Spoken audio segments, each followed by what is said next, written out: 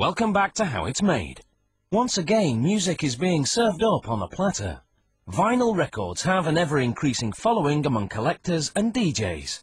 To cater to this market, some record companies are releasing more music on vinyl, a manufacturing process that is a carefully orchestrated performance. To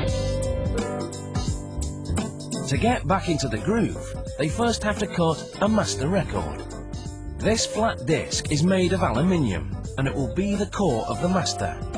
The surface has a gritty texture early on, but it's sanded down and polished smooth.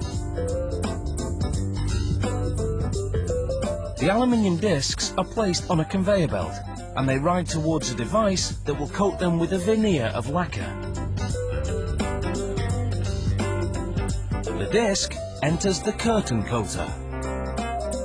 Nitrocellulose lacquer oozes out of a long, thin opening, forming a veil or curtain. As the disc passes through the curtain, it's coated with the lacquer. Rollers with scrapers catch the runoff. The excess lacquer is reused. The lacquer starts to dry immediately. The solvents evaporate and the veneer hardens into a nail polish-like finish.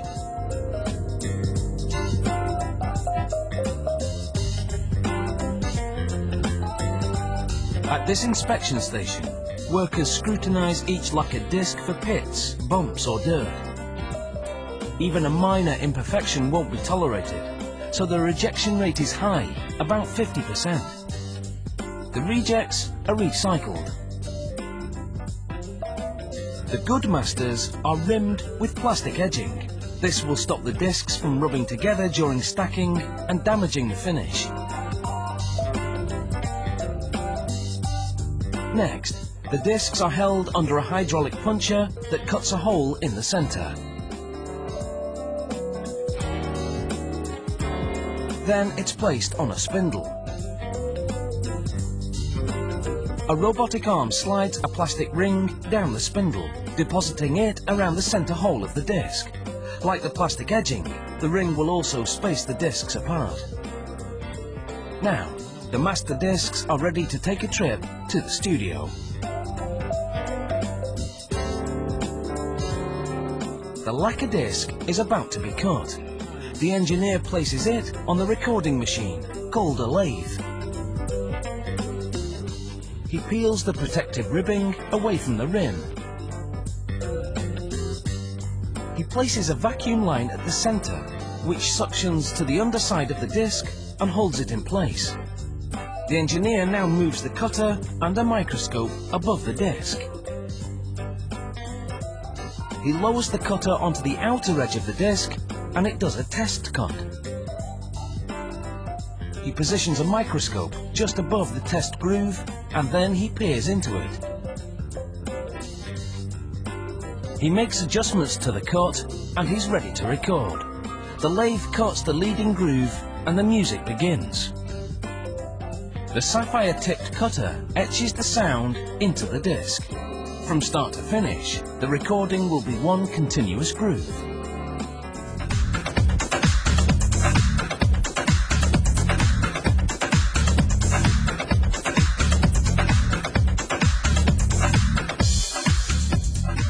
A computer monitors the cutting and adjusts the spacing between the grooves where needed.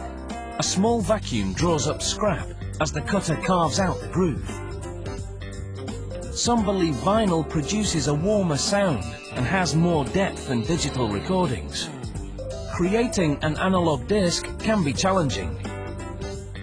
To produce bass, the cutter has to make big, wide grooves that take up a lot of space. And although the grooves can touch, they can't cross one another. At the end of the recording, the cutter lifts and the master disc is ready for inspection. If it's acceptable, the engineer places a stabilizing platform on it and scribes a unique serial number into the lacquer. Soon, this master disc will be making a big impression.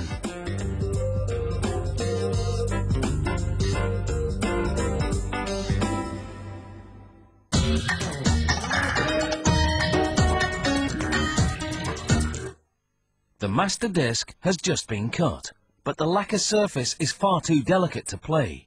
It's been produced solely to act as a mould. It will literally be pressed into service to make tougher versions of the recorded grooves, and this will enable the manufacturers to make many copies from just one.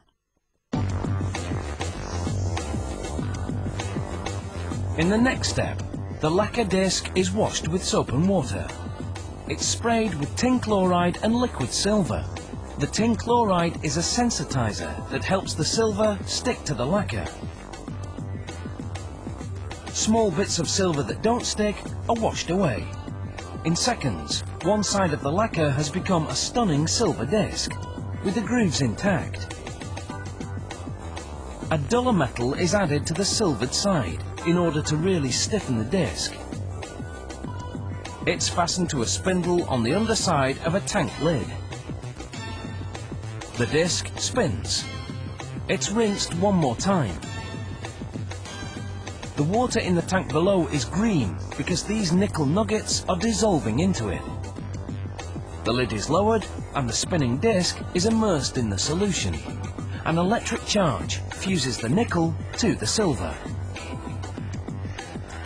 and the nickel settles neatly into the grooves.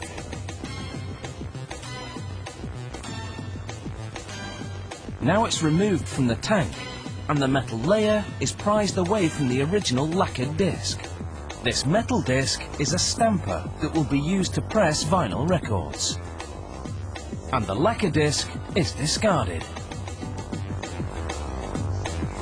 The exact centre of the stamper is located. A worker places it under the microscope, which is part of an optical centering punch.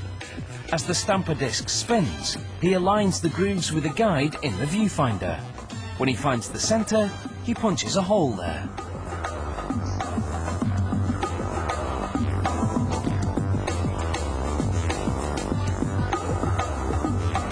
The stamper disc is clamped into a trimming machine.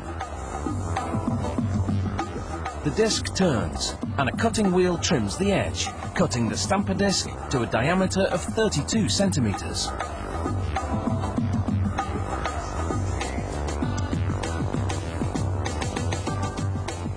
Next, the labels are prepared.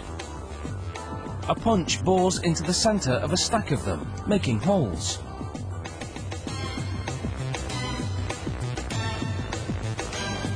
Then, the labels are placed on a mini press. It rises to another cutter, which rounds them out.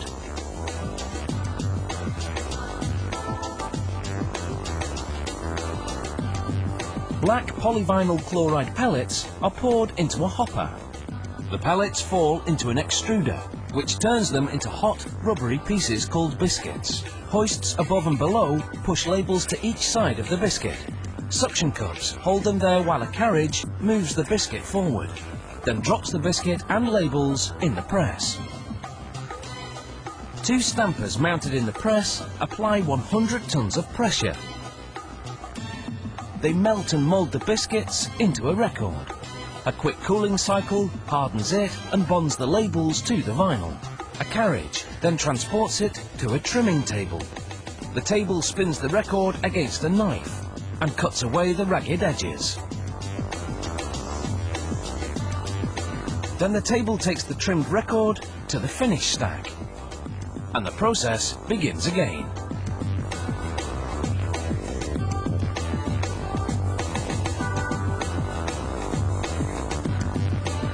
This is a well-choreographed musical production.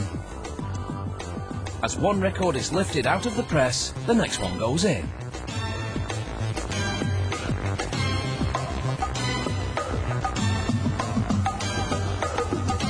The pressing and trimming of a vinyl record takes just 28 seconds. But it's sure to get hours of play by enthusiasts who refuse to buy into the digital revolution and still believe that vinyl is a cut above.